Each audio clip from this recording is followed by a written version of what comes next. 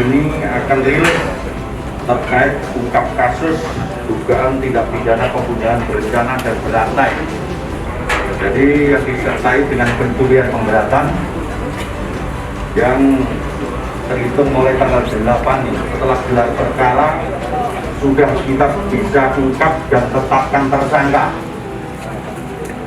Jadi pembunuhan berencana yang disertai dengan pencurian pemberatan ini dilakukan oleh seorang atas nama Sumani, karena dalam 184 KUHP tidak perlu keterangan tersangka, tetapi hasil saintifik identifikasi telah membuktikan cukup bukti yang bersangkutan sebagai tersangka.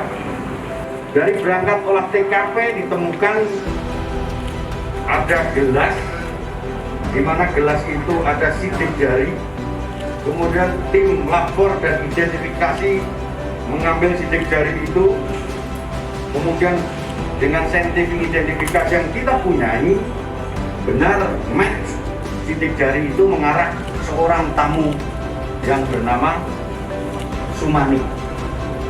Kita kembangkan lagi dari TKP itu, ya, kita kembangkan lagi dari TKP itu, kita tarik CCTV. Jadi dari jam J hari H tanggal 5 itu diketahui dari beberapa keterangan saksi dan CCTV, kendaraan yang dipakai pelaku berikut pakaiannya match.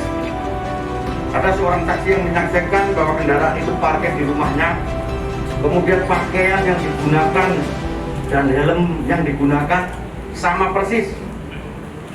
Kemudian dari TKP diberangkatkan hasil otopsi meninggalnya korban akibat senjata tajam dan tumpul.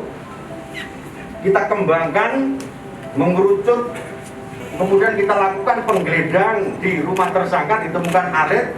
Di dalam arit ini ditemukan darah.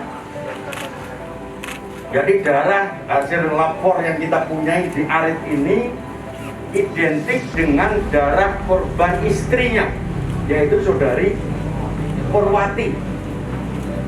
Kemudian di samping arit, tersangka kita kembangkan lagi di kuku tersangka, kemudian di kunci kontak tersangka ada darah juga yang identik dengan darah korban.